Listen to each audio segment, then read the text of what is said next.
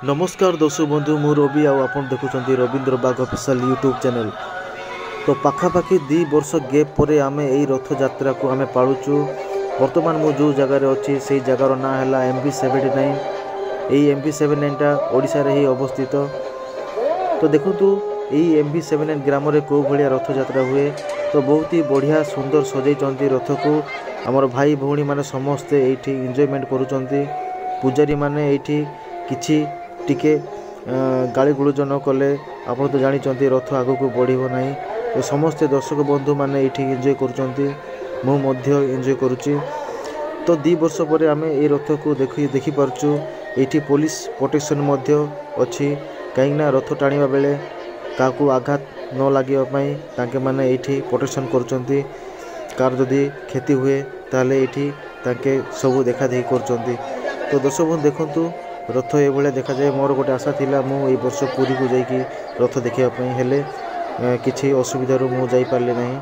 देखो ये भोग दि जाऊँगी आपड़ ये पैसा देकी भोग नहीं पारे नड़िया फड़िया बाड़े पारे। तो ये देखो समस्ते ये रथ टाणियापी समस्ते विकल है केतेबेले रथ टाणीबू आपर वर्षा होची लोक मैंने समस्ते छता धरिकी ये ठिया होती।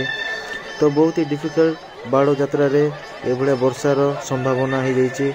से बहुत लोक मैंने दुखित अच्छा पाखापाखि 5टा अधे हो गला समय रथ केवल अधा रास्ता ही टाणा अधा रास्ता बाकी अच्छी आपको कंप्लीट करके पहुँचाइवाई। तो समस्ते ये अच्छा देखु। तो चलतु वीडियो को एंजॉय करवा।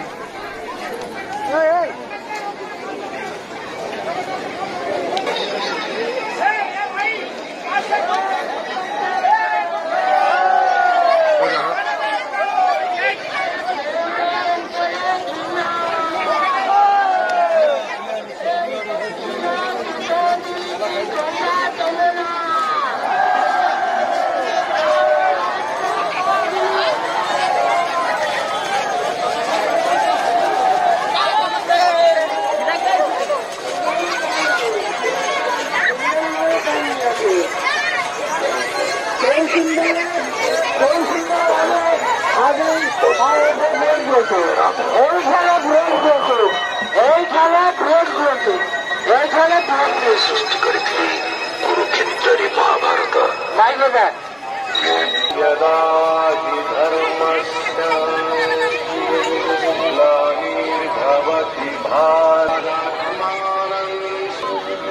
परित्राणाय साधु। तो यही वर्ष बहुत ही वर्षा हो लोक मैंने बहुत कम आई आप देखी पारे। तो समस्त ये देखो ये भोग दि जाऊँगी लोक मान भोग दौरान। तो ये रथ टणा हो चलती व्यवस्था सबू समस्ते एंजॉय करछंती एंजॉय करछु। तो जदि आप मैंने वीडियो को देखुथिबे ताले हम चैनल को सब्सक्राइब करंतु एवं पाखर थिबा बेल आइकन को प्रेस कर दियंतु।